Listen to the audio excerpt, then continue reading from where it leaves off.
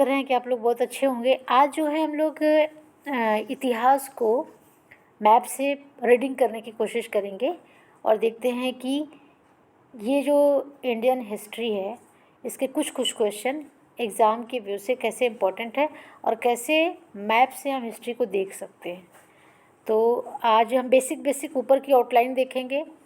Map देखते समय बहुत लोगों को समस्या ये होती है कि मैप रीडिंग करने नहीं आता है, लेकिन क्या है कि कोई चीज़ें जब हम पिक्चर के रूप में देख लेते हैं तो वो क्या होती है, रिकॉल होने लगती है और उसमें बहुत कन्फ्यूज़न नहीं होता है। तो हम लोग कुछ जो बेसिक चीज़ें हैं, इसमें बहुत सारी चीज़ें नहीं देखेंगे, लेकिन वो चीज़ देखेंगे जो हमारे एग्ज़ाम के लिए इम्पोर्टेंट है। तो चलिए शुरू करते हैं। एक चीज़ पहला इसमें देखिए कि ये लिखा है इंडियन हिस्ट्री, ऊपर से लिखा है द ग्रेट बाथ। अगर आप जाएंगे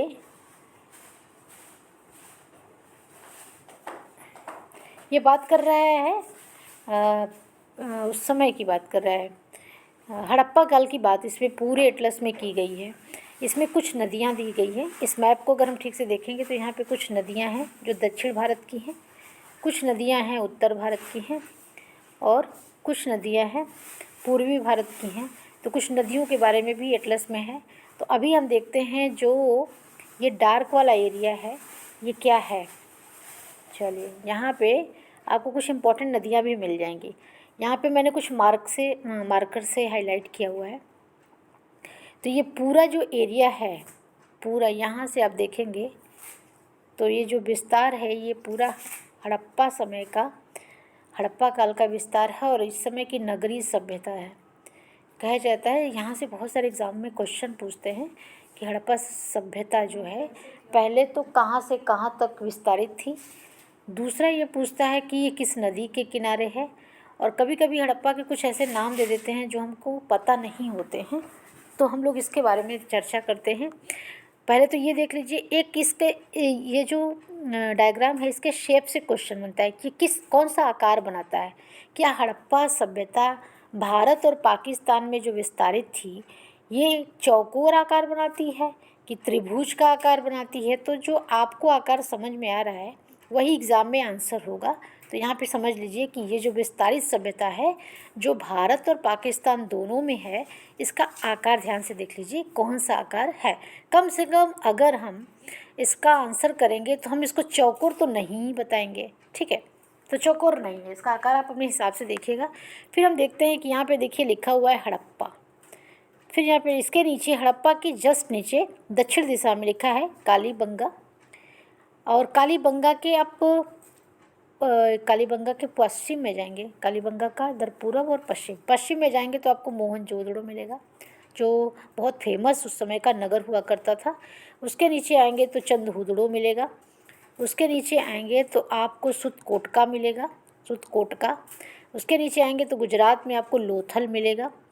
उसके नीचे आएंगे तो रंगपुर मिलेगा और रोजदी मिलेगा, जो बहुत इम्पोर्टेंट नहीं है।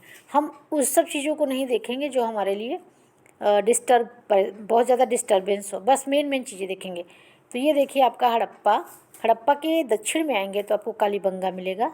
कालीबंगा के दक्षिण में आएंगे तो आपको मोहनजोदड़ो मिलेगा। और कालीबंगा के इसका पश्चिम भी बोल सकते हैं। इसके नीचे आएंगे मोहनजोदड़ो के नीचे तो कोटदीजी मिलेगा। उसके नीचे आएंगे चंदहुदड़ो मिलेगा। इसके नीचे आएंगे तो आपको गुजरात में लोथल मिलेगा और यहाँ पे गुजरात में ही रोजदी मिलेगा। और बाकी दो छोड़ देते हैं, उतना इम्पोर्टेंट नहीं है। फिर आप यहाँ पे आएंगे, अगर ये देखिए कुछ इसमें जो भी हम चर्चा किए, कुछ स्थान भारत में हैं और कुछ स्थान पाकिस्तान में हैं। तो देखिएगा कौन कौन से स्थान इसमें हड़प्पा के हैं, स्थल हैं जो पाकिस्तान में हैं और कौन कौन से स्थान हैं जो भारत में हैं। दूसरा क्वेश्चन बनता है कि हड़प्पा का विस्तार भारत में ज़्यादा था कि पाकिस्तान में ज़्यादा था। हड़प्पा एक समय अपने आप में बहुत प्रसिद्ध सभ्यता हुआ करती थी जो किसी कारणवश समय के साथ वो लुप्त हो गई थी, ख़त्म हो गई थी, समाप्त हो गई थी। अभी चलिए यहाँ पे देखते हैं हड़प्पा में ही अब देखेंगे भारत में हड़प्पा का एक बहुत अच्छा स्थल है, पंजाब के पास रोपड़ है। उसी के नीचे आप आएंगे बनावली है। उसके नीचे आप आएंगे तो आपको एक स्थल मिल जाएगा, ये देखिए मैंने आप बोल्ड कर दिया, राखीगढ़ी और आलमगीरपुर। तो आलमगीरपुर ये आपको उत्तर प्रदेश के आसपास मिलेगा। राखीगढ़ी देखिएगा किस राज्य में है, भारत के किस राज्य में है। बनावली भारत के किस राज्य में है। रोपड़ भारत के किस राज्य में है। ये जो चारों स्थान है, कभी कभी ये ऊपर से दक्षिण दिशा में सजाने को आता है बड़े बड़े एग्जाम में। दूसरा ये पूछेगा कि ये रोपड़ किस नदी के किनारे है, बनावली किस नदी के किनारे है, राखीगढ़ी किस नदी के किनारे है, और आलमगीरपुर किस नदी के किनारे है या नदी नहीं है तो किस भारत के किस राज्य में है। यहाँ से क्वेश्चन आप उठा के इतिहास का देखिएगा, ये बहुत तो जो है इम्पोर्टेंट टॉपिक है। चलिए, तो यहाँ पे आप एक चीज़ तो मैंने दिखा दिया आपको, फेमस स्थान। अब देखते हैं कि यहाँ पे कुछ नदियाँ हैं।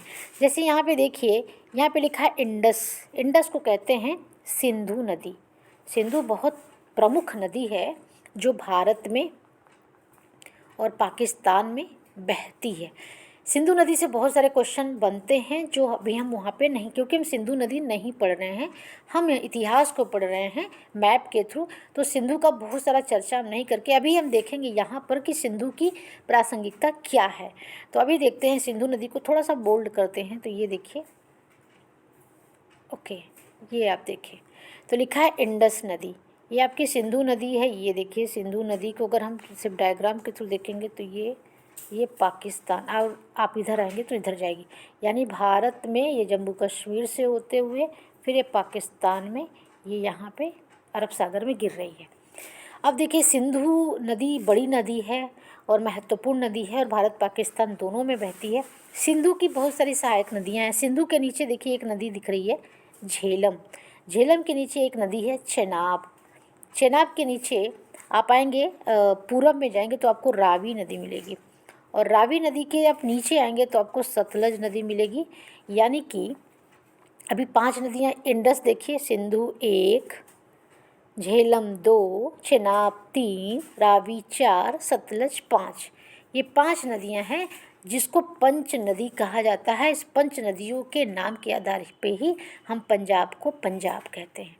याद रखिएगा, पंजाब को पंजाब क्यों कहा जाता है, क्योंकि 5 नदियाँ यहीं से गुजरती हैं। और ये देखिएगा, अब यहाँ पे हम लोग एक चीज़ और देखेंगे कि आपका हड़प्पा जो लिखा है, हड़प्पा किस नदी के किनारे है, आप मुझे बताइएगा। इसको ध्यान से देखिए, और ध्यान से देखने के बाद ये देखिए यहाँ पे लिखा है हड़प्पा लिखा है, मैंने इसको बोल्ड किया है, और किस नदी के किनारे। यहाँ ये सतलज नदी नीचे है, ये वाली नदी जा रही है रावी, ये है झेलम, चेनाब, ये है झेलम, और ये है सतलज। तो याद रखिएगा हड़प्पा किस नदी के किनारे है, ये मुझे बताइएगा। और ये देखिए झेलम नदी है, सॉरी ये जो है आपका इंडस नदी है। तो ये कभी कभी एग्ज़ाम में प्रश्न पूछता है किस नदी के किनारे है, तो ये है। आपके पास अगर एटलस होगा तो इसको खोल के देखिएगा, बहुत अच्छा लगेगा। और सारे जो मेन इंपॉर्टेंट शहर हैं वो किस नदी के किनारे हैं उसको देख के मुझे कमेंट बॉक्स में बताइएगा कि हड़प्पा किस नदी के किनारे है, रोपड़ किस नदी के किनारे है, भारत के किस राज्य में है, राखीगढ़ी किस नदी के किनारे है, भारत के किस राज्य में है, मोहनजोदड़ो किस नदी के किनारे है, भारत के किस राज्य में है। इसी तरह से लोथल जो बंदरगाह हुआ करता था और गुजरात राज्य में है, किस नदी के किनारे है या नहीं है। तो ये आपका, मैंने आपको इतिहास में थोड़ा सा बताया है, धीरे धीरे आगे हम और बताएंगे। तो ये तो आपका एक एरिया हो गया, पश्चिम का भाग हम लोग देखे हैं। अभी अब देखते हैं यहाँ पे कुछ नदियाँ भी हैं जिसके बारे में बहुत विस्तार से चर्चा नहीं करेंगे, बाद में बताएंगे। अभी मैप में है तो देखते हैं। ये भारत है आपका है, ये भारत का ईस्ट है यानी पूरब, ये भारत का वेस्ट है यानी पश्चिम, ये भारत का नॉर्थ है यानी उत्तर, ये भारत का साउथ है यानी दक्षिण। तो ये भारत है आपका, इंडिया है, हमारा भारत है। तो हमारे भारत में यहाँ पे देखिए कुछ नदियाँ हैं, तो यहाँ की नदियों को हम लोग देख लिए हैं। यहीं पे देखिए एक नदी, ये गंगा जा रही है, गंगा नदी यहाँ पे आपका बंगाल की खाड़ी में गिर रही है। फिर इसी की सहायक नदी, इसी के पैरेलल चल के यमुना है जो प्रयागराज में मिलती है, यहाँ पे दिखाई दे रही है। जो दिख रहा है हम बस उतना ही यहाँ पे देखेंगे, बाकी चीज़ें नहीं देखेंगे, उसको दूसरे एटलस में देखेंगे। ओके, फिर नीचे आएंगे तो यहाँ पे देखिए ये भारत का दक्षिणी भाग है, इसको बोलते हैं भारत का साउथ वाला भाग। तो साउथ वाला भाग में ये देखिए एक नदी दिख रही है हमको, महानदी।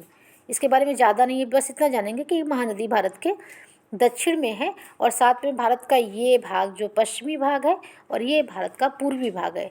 यानी कि अगर हम इसको भारत को ऐसे करें अगर भारत को ये 20 से भाग दें, 2 भाग में बांटेंगे, तो ये वाला एरिया भारत का किनारा जो कहते हैं, इसको कहते हैं भारत का पूरब, इसको कहते हैं भारत का पश्चिम।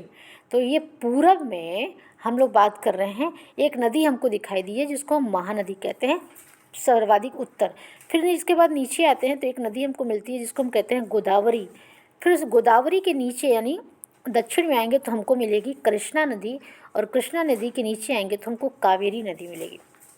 ये भारत के पूरब में पहले महानदी, उसके बाद गोदावरी, उसके बाद कृष्णा, उसके बाद कावेरी, ये मेन 4 नदियाँ हमको दिखी हैं। अगर हमसे कहेगा कि आप इसको क्रमवार व्यवस्थित करिए उत्तर से दक्षिण, तो हम पहले नर्मदा को रखेंगे, महानदी को रखेंगे, फिर गोदावरी को, फिर कृष्णा को, फिर कावेरी को। चलिए, इधर की हमको पूरब की 4 अच्छी नदियाँ मिली हैं, और यहाँ पे देखते हैं इस साइड में कोई नदी है कि नहीं। तो यहाँ पे हमको एक नदी मिली है यहाँ पे, जिसको कहते हैं नर्मदा। यानी जो एटलस में हमको अभी दिख रहा है, हम बस उतना ही देखे हैं, ज़्यादा कुछ देखने की ज़रूरत हमको अभी नहीं है। तो इस एटलस में, इस वाले मैप में हमको क्या दिखा है, ये कलर दिखा है जिसको हम कहते हैं इंडियन सिविलाइजेशन, इसको कह सकते हैं हड़प्पा सभ्यता हम लोग देखे हैं। और उसके बाद यहाँ पे कुछ नदियाँ हमको थी वो देख ली हैं, और एक नदी यहाँ पे हमको देख रहे हैं, यहाँ पे ये भारत में एंटर कर रही है, जिसको ब्रह्मपुत्रा नदी कहते हैं। तो ब्रह्मपुत्रा नदी हमको मिल गई है, इसको हम लोग देख लिए पूर्व में बहती है। एक महानदी देखें, गोदावरी देखें, कृष्णा देखें, कावेरी देखें, और एक नदी जो बीच में बह रही है इसको नर्मदा कहते हैं। इतनी चीज़ें हमको दिखी है। फिर यहाँ पे देखिए हमको दिख रहा है बे ऑफ बंगाल लिखा है, यहाँ पे अरेबियन सी लिखा है, यानी ये बंगाल की खाड़ी है। जो भारत, ये भारत आपका है, भारत के पूरब में बंगाल की खाड़ी है, और भारत के पश्चिम में अरब सागर है, अरेबियन सी है। अरब सागर में हमको नीचे दिख रहा है लक्षद्वीप, और बंगाल की खाड़ी में हमको दिख रहा है अंडमान निकोबार आइलैंड। तो इतना हमको मैप में दिखा और इतना हम लोग देखें। चलिए बोल्ड कर देते हैं इसको। तो ये देखिए, ये आपका है बे ऑफ बंगाल, जिसमें अंडमान और निकोबार आइलैंड है। बहुत खूबसूरत द्वीप है। भारत में 2 द्वीप है, एक अंडमान और निकोबार, और दूसरा है अरेबियन सी में आप पाएंगे। ये आपका अरब सागर, जहाँ पे लक्षद्वीप इंडिया का आइलैंड है। ये भी बहुत खूबसूरत आइलैंड है। तो भारत के पश्चिम में एक आइलैंड है और भारत के पूरब में एक आइलैंड है। तो अभी तक इस एटलस में 10 मिनट में जो हमको दिखा है, वो जो हम लोगों को सिर्फ दिखा है वो हम लोगों ने देखा है। आगे नेक्स्ट वाले मैप में हम लोग अच्छे से एक्सप्लेन करेंगे एक एक चीज़ को। तो आज के लिए इतना ही। इसको एक बार रिविज़न करिएगा, यहाँ से बहुत सारे क्वेश्चन आपके बन सकते हैं। फिर मिलते हैं, अपना ध्यान रखिएगा। थैंक यू, नमस्कार।